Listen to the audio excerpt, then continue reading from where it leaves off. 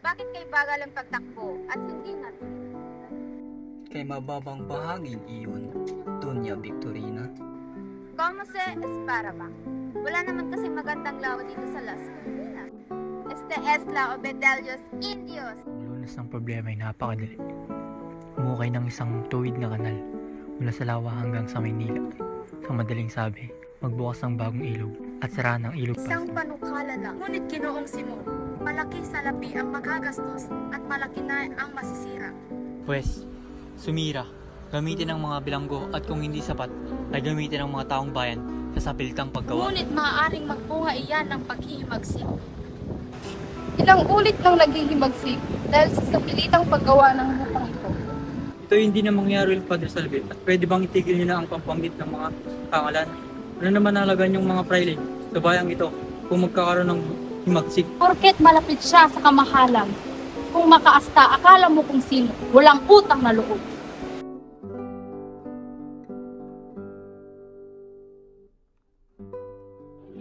Senyor, maaari ko po ba kayong tulungan? Narinig ko po mula kina Padre Florentino at Kapitan Basilio na ikaw daw po ang nagpapayo sa Kapitan General at tuparin ang sapilitang paggawa. Ano po ba ang nangyari sa taong dati kong hinahanga? Hindi na akong dati mong kilala.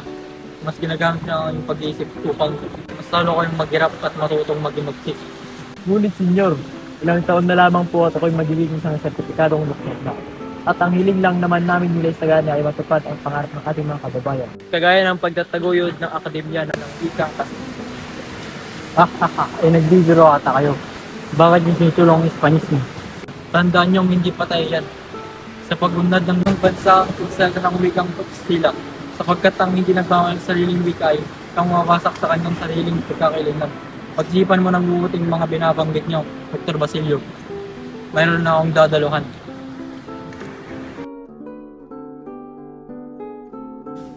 Nais kong ipabatid sa inyo ang pagsasang-ayon namin sa pagtayo ng Akademya ng Wikang Kastila. Umaasa kami para sa mga mag-aaral sa paggawa ng mabuting dignidad, di lang para sa tao, ngunit para sa bayan.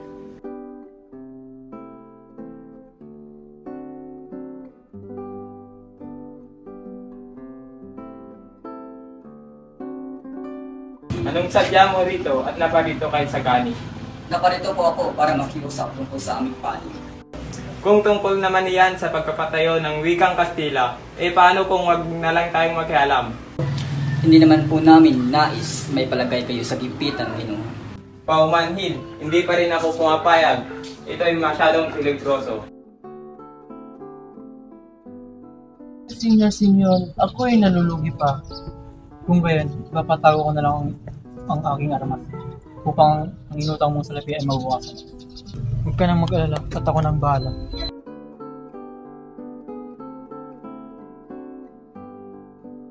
Nais kong ikaw ang magligtas kay Maria Clara habang nagkakagulo ang lungsod. Maria Clara, pakumanhin senyor, ngunit huli na ang lahat. Nabalitaan kong nagpakamatay na sa Maria Clara. Hindi ito maaari. Pagka dililigtas ko pa si Maria Clara.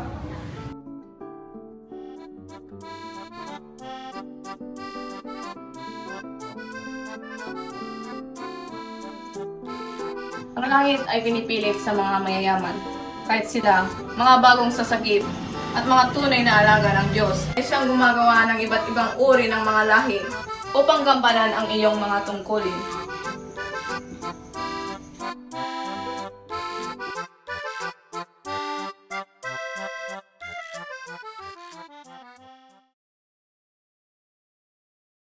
Sinta po, huwag mo na akong alalahan.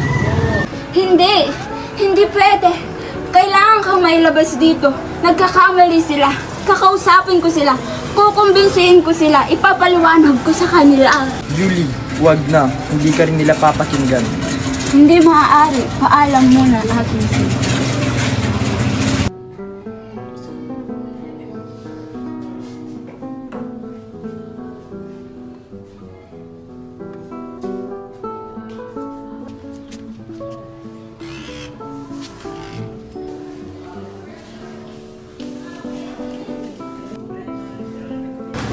Magandang araw po, Padre. O Padre Senyora, Benake.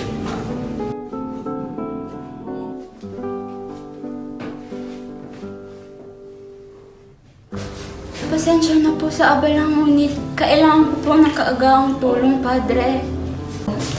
¿Qué es, hija? Ano ang aking maitutulong? Nakakulong po ang aking nobyo, Padre, si Basilio, at kailangan ko po siyang tulungan. Napagbintangan lang naman po siya, Padre. Sige na ho, Padre. Desperado na po ako sa tulong niyo.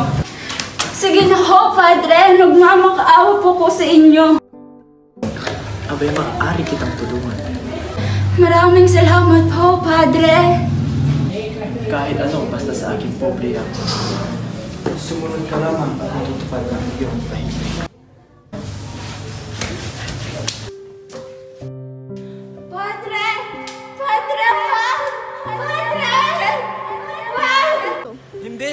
Hindi kayo ibibigay ang lupa namin. Hay naku, bata ka. Ano bang itinuturo sa bahay mo at hindi ka marunong mag-isal? Sinta ko, huwag mo na akong alalahanin pa.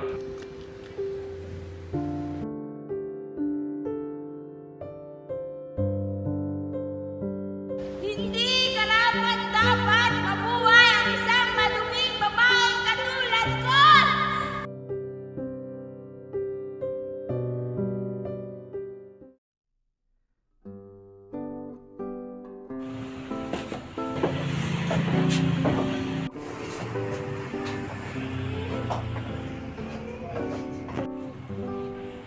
Ang mga gano pang naglilinis sa atin kasi dito.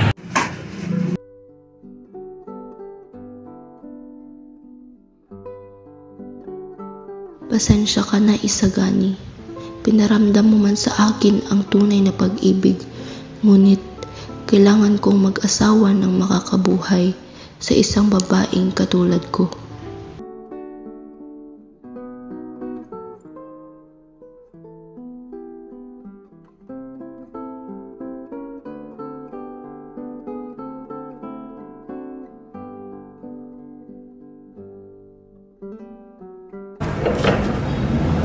Magandang gabi, Binibini. Nais kong pagbali sa bagong kasal. Sana yung regalong ito ay sapat na. Magandang gabi rin sa iyo, Senyor Simeon. Maraming salamat sa iyong pagdalaw, Senyor Simeon, at sa magandang lampara. Ngunit, hindi ka ba talaga sasalo sa kainan mamaya?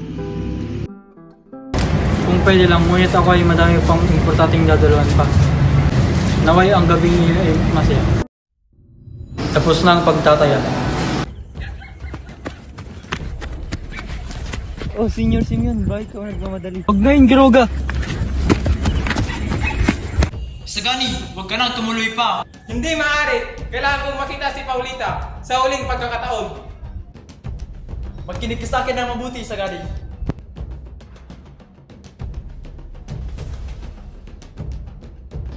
Juan de Silpares, Juan Crisostomo Ibarra, Juan Crisostomo Ibarra.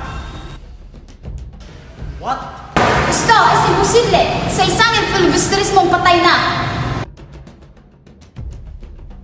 Ibalik niyo ang ilaw. Pronto!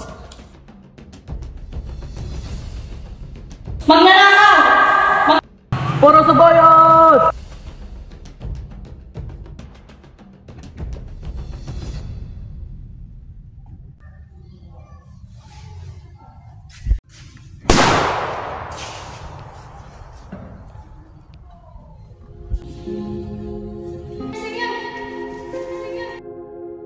Saglit lang at tatawag ako ng manggagamot.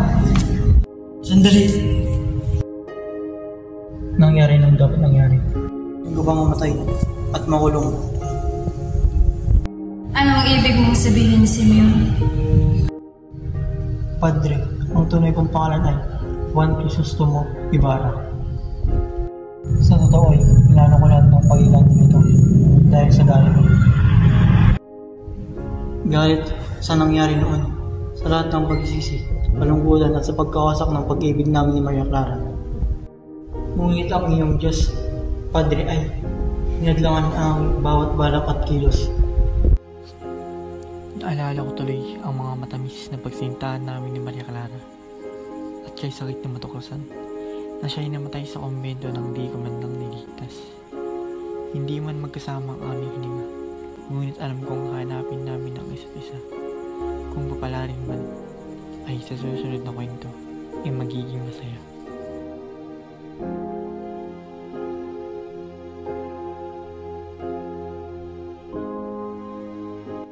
Ang kayamanan ay kumakatawan sa kasino man na isa sa mga bisyong sumisira sa bansa.